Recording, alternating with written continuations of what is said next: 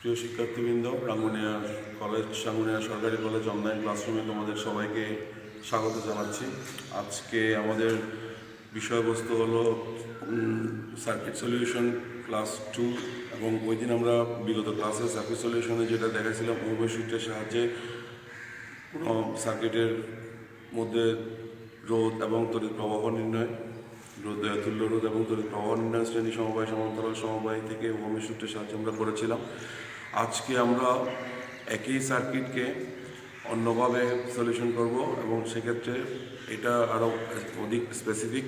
এটা হচ্ছে কার্শফের সূত্রের সাহায্যে। তো কার্শফের দুইটা সূত্র আমরা জানি। কার্শফের একটা হচ্ছে কারেন্টের সূত্র, আর একটা হচ্ছে ভোল্টেজের সূত্র। কার্শফের সূত্র যেটা আমি একটু তোমাদের সুবিধার্থে বলতেছি। কার্শফের প্রথম সূত্র, কার্শফের প্রথম সূত্র বা তড়িৎ প্রবাহের সূত্র যেটাকে বলা হয়,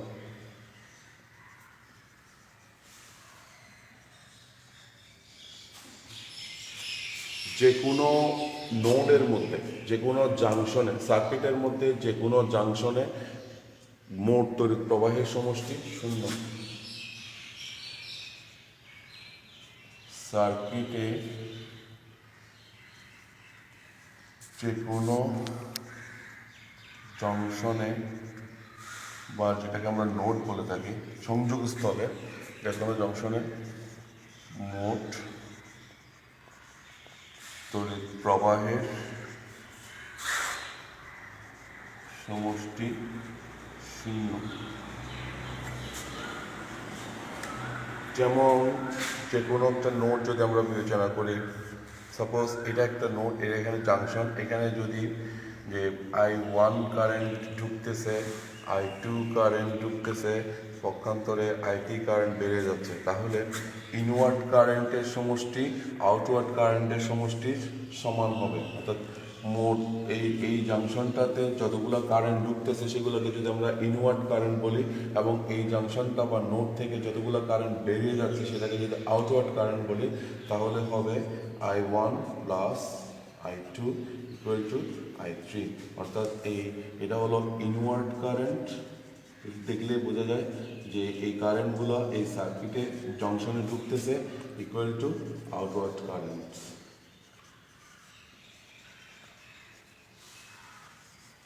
তাহলে আমরা এটাকে লিখতে পারি যে ইনওয়ার্ড কারেন্টটাকে যদি আমরা পজিটিভ ধরি এবং আউটওয়ার্ড কারেন্টটাকে যদি নেগেটিভ ধরি, তাহলে হয় I1 plus I2 minus I3 equal to 0। Finally দেখা যায় summation of I is equal to 0।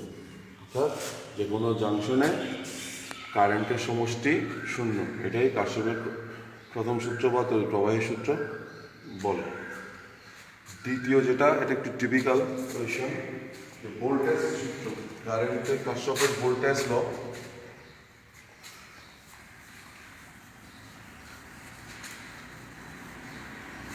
Voltage law কার্শফের দ্বিতীয় সূত্র বা ভোল্টেজ সূত্র।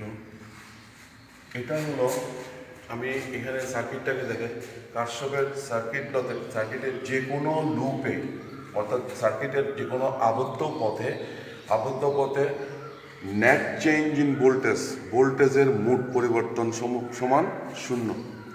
যে কোনো লুপে, যেমন এটা একটা লুপ বা এটা একটা লুপ কিংবা এটা একটা লুপ, যে কোনো লুপে ভোল্টেজের মোট পরিবর্তন শূন্য।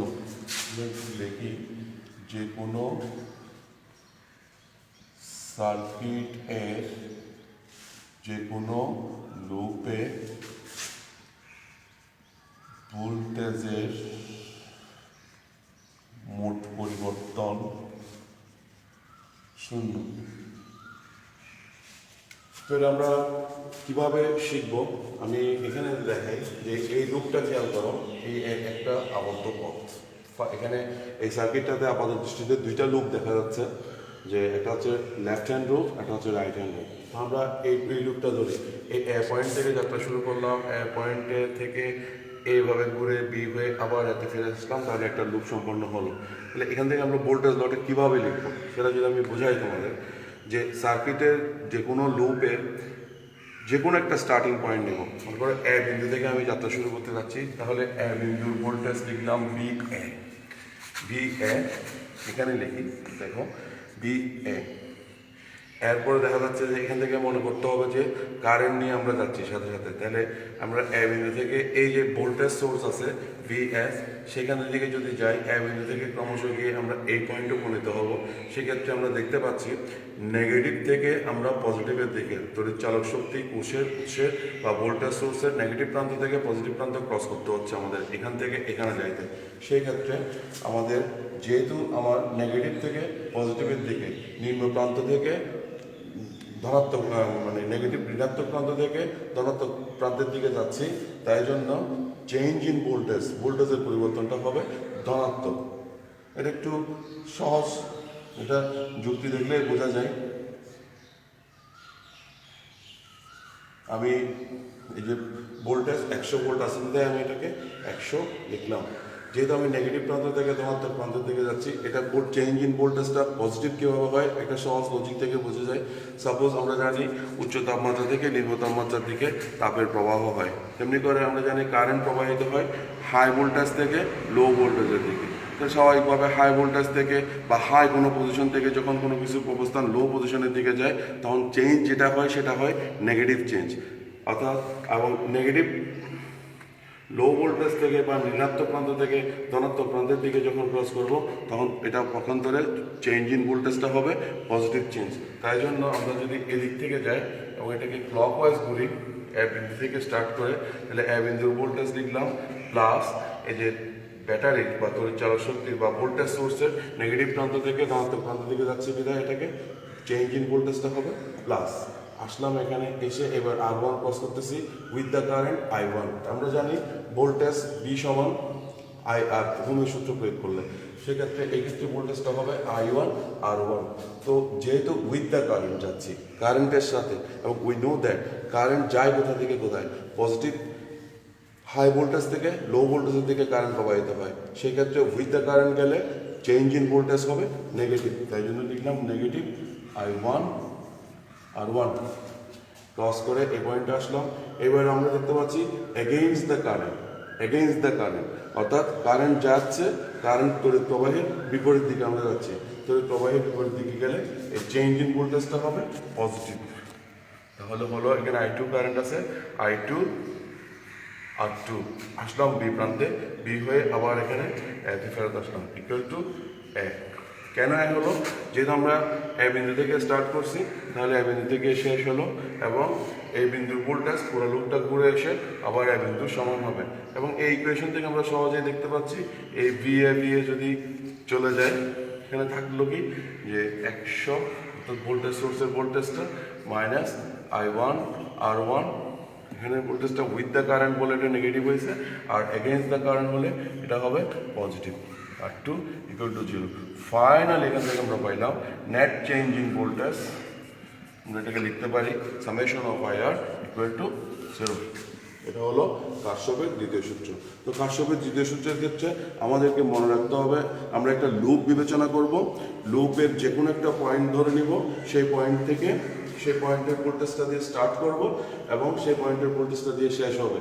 এবং আইদার ক্লকওয়াইজ ঘুরি আর অ্যান্টি ক্লকওয়াইজ ঘুরি, ঘড়ির কাঁটার দিকে কিংবা ঘড়ির কাঁটার বিপরীত দিকে, যেদিকেই ঘুরি না কেন ওই স্বাধীনতা আমাদের আছে। কিন্তু খেয়াল রাখতে হবে যখন আমরা উইথ দ্য কারেন্ট যাব, তখন আমাদের চেঞ্জ ইন ভোল্টেজ হবে নেগেটিভ, এবং এগেইনস্ট দ্য কারেন্ট যখন যাব, তখন আমাদের চেঞ্জ ইন ভোল্টেজ আসবে পজিটিভ। এই নীতিটা মাথায় রাখলে কারশফের ভোল্টেজ ল আমরা খুব সহজেই প্রয়োগ করতে পারবো। তো আজকে আমরা কারশফের ভোল্টেজ ল অ্যাপ্লাই করে এই প্রত্যেকটা রোধের মধ্যে দিয়ে তড়িৎ প্রবাহের মান বের করে তোমাদের দেখাচ্ছি।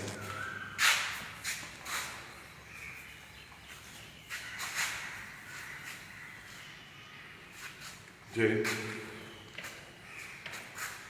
এই সার্কিটটা থেকে যদি দেখি বাম লুপে ভোল্টেজ ল হতে আমরা পাই, এ বিন্দু থেকে শুরু করলাম, এ বিন্দুর ভোল্টেজ বিএ। সাপোজ আমরা উইথ দ্য ক্লকওয়াইজ যদি যাই, বিএ থেকে আমরা এই নেগেটিভ প্রান্ত থেকে পার হচ্ছি, তাহলে এটা নেগেটিভ থেকে পজিটিভের দিকে যাচ্ছি বিদায় এটা চেঞ্জটা হবে পজিটিভ। তাই লিখলাম ভোল্টেজ সোর্সের মান যেহেতু দেওয়া আছে 100 ভোল্ট, তাই জন্য আমি +100 লিখলাম ইকুয়াল টু, এবার with the current I1 R1, current যেদিকে যাচ্ছে সেদিকে যদি যাচ্ছি তাহলে হবে I1 R1 এবং R1 এর মান হচ্ছে 5.2 kilo ohm. So we can write 5.2 I1। ইসলাম এই পয়েন্টে আসার পরে আমরা আসতেছি আবার এদিকে আমাদের এগেইনস্ট দ্য কারেন্ট, তাই জন্য চেঞ্জ ইন ভোল্টেজ হবে পজিটিভ। R2 এর মান হচ্ছে 2.2 I2। আসলাম বি পয়েন্টে, বি পয়েন্ট থেকে আমরা শুরু এসেছি এ পয়েন্টে, এখানে কোনো রেজিস্ট্যান্স নাই বিদায় ইকুয়াল টু বিএ লিখলাম। বিএ চলে গেল, তাহলে কি থাকলো এখানে? এখানে দেখা যাচ্ছে আমরা পাচ্ছি 100 minus 5.2 I1 plus 2.2 I2 equal to 0। এটাকে দিলাম আমি ইকুয়েশন 1। এরপর চলো আমরা এই ডান পাশের লুপটাতে যাই। ডান লুপের জন্য আমরা পাই, দেখো ডান লুপে ভোল্টেজ লজিক অ্যাপ্লাই করি। সাপোজ আমরা বি পয়েন্টটা বিবেচনা করি, বি পয়েন্টের জন্য ভোল্টেজ হচ্ছে বি বিন্দু ভোল্টেজ। তারপর আমরা কোন দিকে ঘুরবো, ক্লকওয়াইজ অ্যান্টি ক্লকওয়াইজ যে কোনো দিকে ঘুরতে পারি।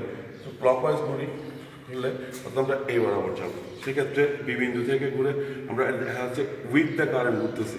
উইথ দ্য কারেন্ট ঘুরলে আমরা জানি কি উইথ দ্য কারেন্ট মানে চেঞ্জ ইন ভোল্টেজ হচ্ছে নেগেটিভ, সেই জন্য হবে -2.2 I2। আসলাম এই পয়েন্টে, এখান থেকে আবার উইথ দ্য কারেন্ট, তাহলে -1.2 I3। আবার R3 এবং R4 উভয় রোধের মধ্যে দিয়ে সেম কারেন্ট I3 প্রবাহিত হচ্ছে বিদায় এ পয়েন্ট থেকে। এবার এটাও কি উইথ দ্য কারেন্ট, তাহলে হবে এটা -3.2 I3 এবং ঘুরে এখানে আসলাম বি বিন্দুতে ইকুয়াল টু বি।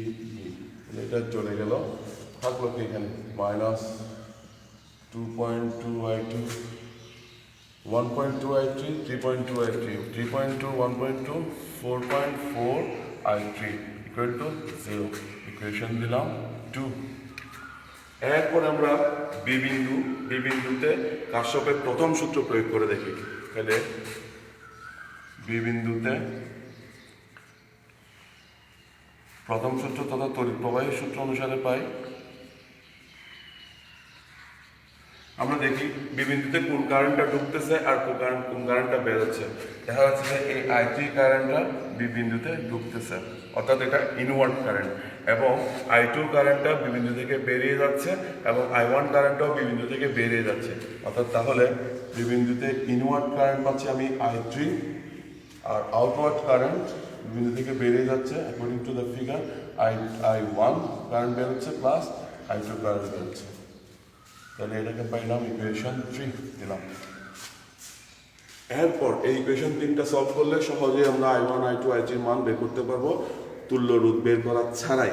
তাহলে কিভাবে করা যায়, যে আমরা ইকুয়েশন 2 নম্বর ইকুয়েশনে যদি I3 সমান I1 প্লাস I2 এই মানটা বসে, তাহলে ইকুয়েশন 2 থেকে পাই ইকুয়েশন 2 ও 3 হতে আমরা পাই যে -2.2 I2 -4.4 I3 যেটা আছে, I3 পরিবর্তে আমি লিখলাম I1 plus I2 equal to 0।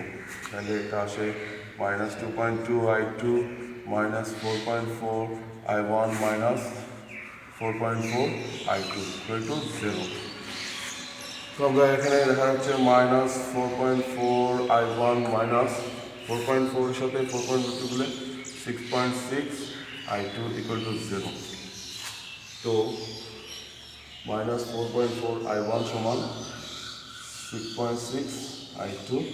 So I1 সমান we get I1 সমান -6.6 ডিভাইড বাই 4.4 I2, অর্থাৎ I1 সমান ফাইনালি we get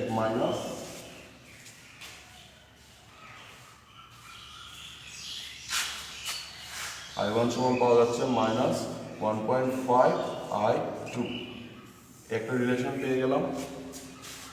তো এই রিলেশনটা I1 সমান -1.5 I2, এটা যদি আমি ইকুয়েশন একে ব্যবহার করি তাহলে আমরা সহজে I1 I2 মানটা পেয়ে যাব। সো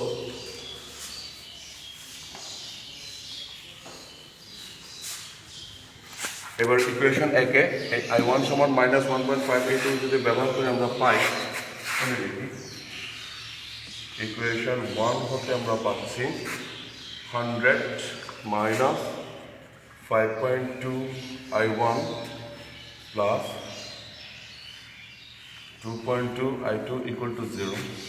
এই I1 সমান যদি আমি -1.5 I2 বসাই, 100 মাইনাস 5.2 ইন্টু -1.5 I2, I1 সমান 1.5 I2 বসাইলাম, plus 2.2 I2 equal to 0। তাহলে আসে 100 মাইনাস মাইনাস হবে প্লাস 5.2 সাথে 1.5 গুণ করলে আসে 7.8 I2 plus 2.2 I2 equal to 0। 7.8 2.2 equal to 100 plus 10 I2 equal to 0। therefore আমরা সহজে লিখতেছি I2 সমান -10। এক্ষেত্রে একটা খেয়াল রাখতে হবে, যেহেতু আমার রেজিস্ট্যান্স আছে কিলো ওহমে এবং ভোল্টেজ আছে ভোল্টেজ, সো রেজিস্ট্যান্স যেহেতু কিলো ওহমে আছে তাই জন্য I ইকুয়াল টু আমরা জানি V/R, সেই জন্য এটা হবে -10 মিলি অ্যাম্পিয়ার। তো এই মাইনাসটার আমি একটা ব্যাখ্যা দিচ্ছি। সার্কিটে খেয়াল করো যে ব্যাটারির পজিটিভ এন্ড থেকে যদি কারেন্ট বের হচ্ছে, কারেন্টটা I1টা নির্গত হয়ে R1 ক্রস করে এই পয়েন্টটা আসার পরে অ্যাকচুয়ালি I1টা এখানে দুই ভাগ হয়েছে, I3 আর I2, কিন্তু I2 দিকটা উল্টা। এটাতে ভুল ছিল, ভুল থাকার কারণেই দেখা যাচ্ছে যে এই I2 ইকুয়ালটা আমরা পাইছি -10 milli ampere. That means that এই সার্কিটের মধ্যে যে I2 তড়িৎ প্রবাহের দিক দেওয়া আছে এইটা ঋণাত্মক হবে এবং সেটা অঙ্কের মধ্যে আমার এসে সঠিক হয়ে গেল। অর্থাৎ I2-র দিকটা উল্টাই দিলে এই মাইনাসটা আমার চলে যাচ্ছে। এই মাইনাস দ্বারা বোঝাচ্ছে I2-র দিকটা সার্কিটে যা শো করতেছে ঠিক তার বিপরীত। তো আমরা একটা পেয়ে গেলাম, এই মানটা অধিকতর অ্যাকারেট, সঠিক তুল্যরূপ বের করে তড়িৎ প্রবাহ বের করার চাইতে অধিকতর অ্যাকারেট। এরপরে I2 যখন সমান আমরা 10 মিলি অ্যাম্পিয়ার পেয়ে গেলাম, তাহলে আমরা I1 ও সহজে পেয়ে যাচ্ছি। therefore I1 সমান আমরা জানি -1.5 I2, সেক্ষেত্রে -1.5 I2 সমান -10 ইকুয়াল টু আসে 15 মিলি অ্যাম্পিয়ার। দুইটা পেয়ে গেলাম আমরা I1 এবং I2, এবং ফাইনালি I3 সমান আমরা জানি। therefore ইকুয়েশন 3 যদি আমরা ইউজ করি, I3 সমান I1 প্লাস I2, সেক্ষেত্রে I1 এর মান হচ্ছে 15 মিলি অ্যাম্পিয়ার আর I2 এর মান হচ্ছে -10 মিলি অ্যাম্পিয়ার। সো ফাইনালি দাঁড়ায় 5 মিলি অ্যাম্পিয়ার। তাহলে প্রিয় শিক্ষার্থীরা, আমরা দেখতে পাচ্ছি কারশফের সূত্র ব্যবহার করে আমরা কোনো সার্কিটে তুল্যরূপ বের করা ছাড়াই সহজেই সার্কিটটা সলভ করতে পারতেছি, এবং এই পদ্ধতিতে কারশফের সূত্র ব্যবহার করে প্রাপ্ত মানটা আর অধিকতর অ্যাকারেট। তো প্রিয় শিক্ষার্থীরা, আগামী ক্লাসে আমরা হুইটস্টোন ব্রিজের গঠন প্রণালী এবং হুইটস্টোন ব্রিজের ভারসাম্য নীতি নিয়ে আলোচনা করব। আশা করব তোমরা সবাই বাড়িতে থেকে নিজেকে সুরক্ষিত রাখবো, পরিবারকে সুরক্ষিত রাখবো এবং বাড়িতে থেকেই তোমরা পড়ালেখায় মনোনিবেশ করবো। আজকের মতো এখানে, ধন্যবাদ সবাইকে।